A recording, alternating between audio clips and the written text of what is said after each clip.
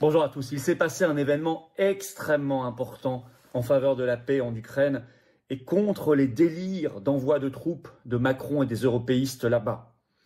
Je vais vous expliquer cet entretien qui a eu lieu de la part de l'émissaire le plus officiel, de la part de Donald Trump, pour assurer la paix en Ukraine, suivant la conversation téléphonique qui a eu lieu directement entre Donald Trump et Vladimir Poutine.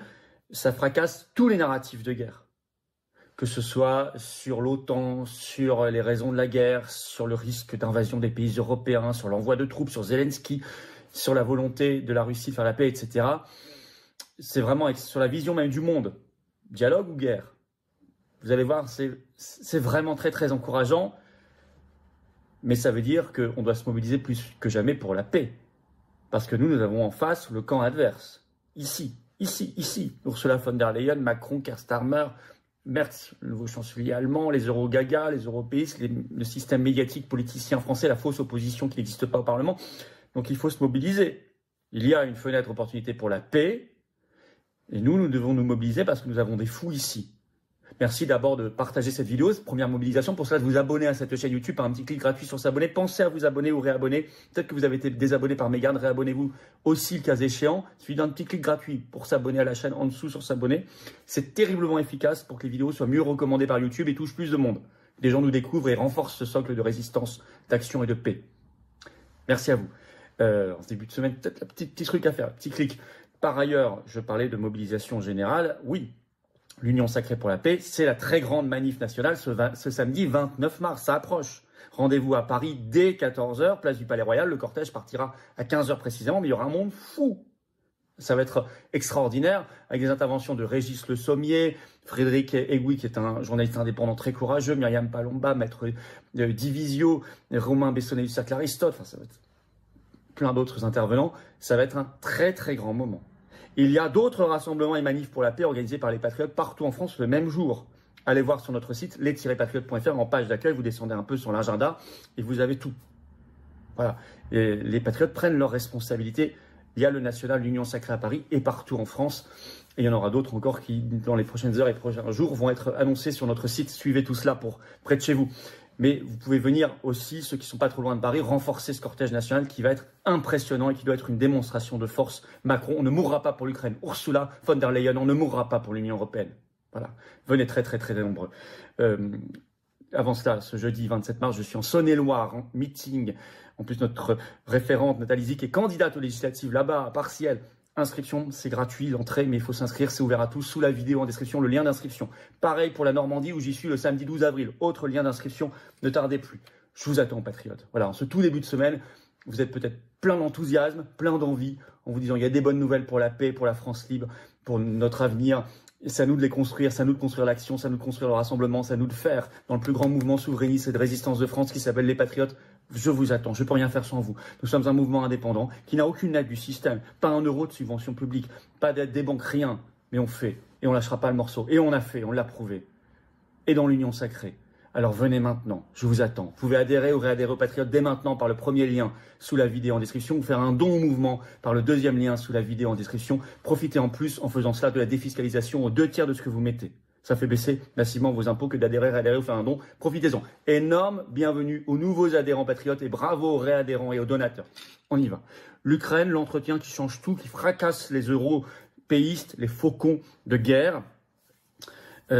Alors que ce 24 mars, justement, à Riyad, il y a des rencontres pour discussion de paix entre les Américains et les Russes, alors que ce 23 mars, il y avait eu rencontre entre les Américains et les Ukrainiens. Alors, on parle de Steve Witkoff, l'émissaire de la Maison-Blanche, qui était ce 21 mars au micro de Tucker Carlson, le grand journaliste indépendant que vous connaissez. Et c'est notamment sur la chaîne YouTube de Tucker Carlson, vous trouverez, c'est en ligne. C'est repris par la presse. Vous allez voir d'ailleurs, je vais vous donner des réactions, ça rend hystérique les européistes. Alors, il se trouve que Steve Witkoff, donc l'émissaire officiel de Trump pour la paix, a rencontré Vladimir Poutine il y a une dizaine de jours à Moscou, sachant que le 18 mars, Donald Trump et Vladimir Poutine se sont eux-mêmes eus au téléphone pendant 3 à 4 heures pour parler de ça ensemble.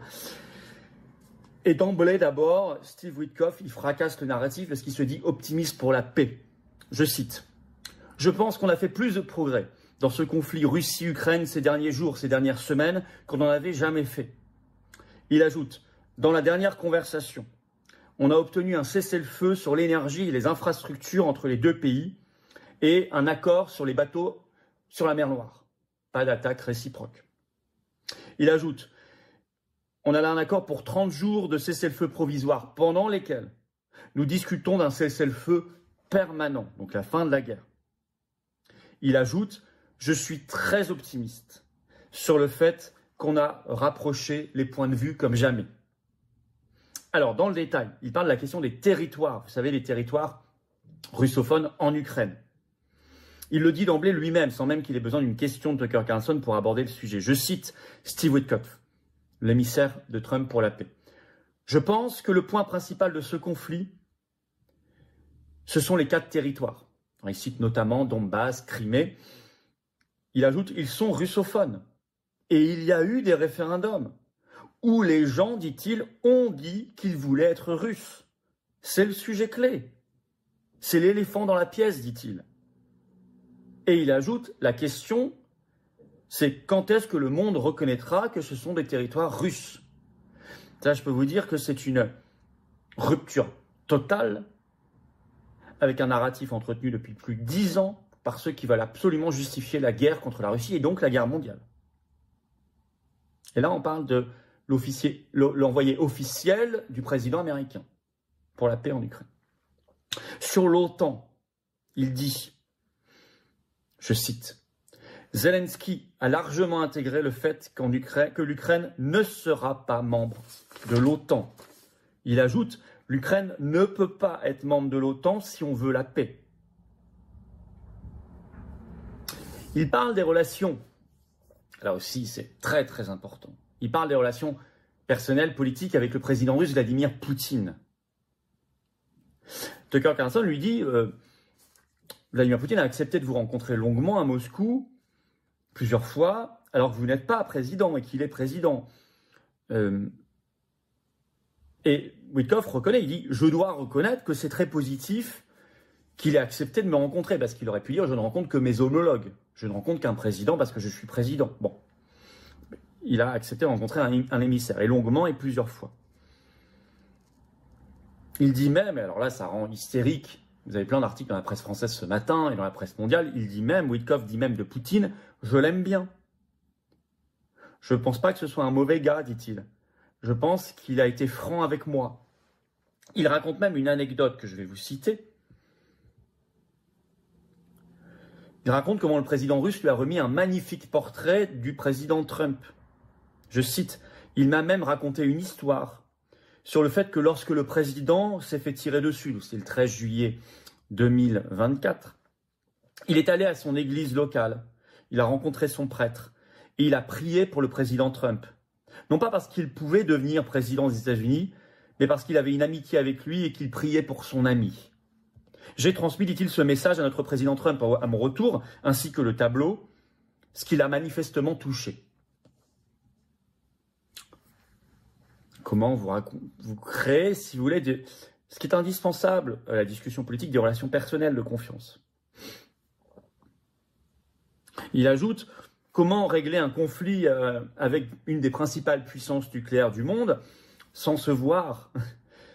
Il dit même cette anecdote, Vladimir Poutine m'a dit à notre première rencontre, rendez-vous compte, on ne s'est pas parlé avec Joe Biden pendant 3 ans. Avant, il n'y avait aucune discussion, ajoute Witkoff.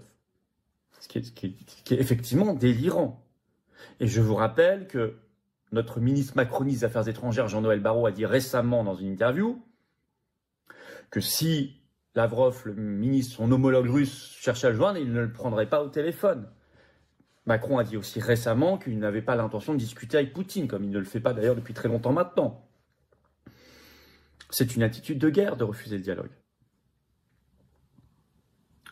Alors sur la question de Zelensky lui-même qui n'est plus élu, parce que Tucker Carlson pose le problème, il dit Zelensky n'est plus élu. Et c'est vrai qu'il ne l'est plus depuis maintenant 1 an.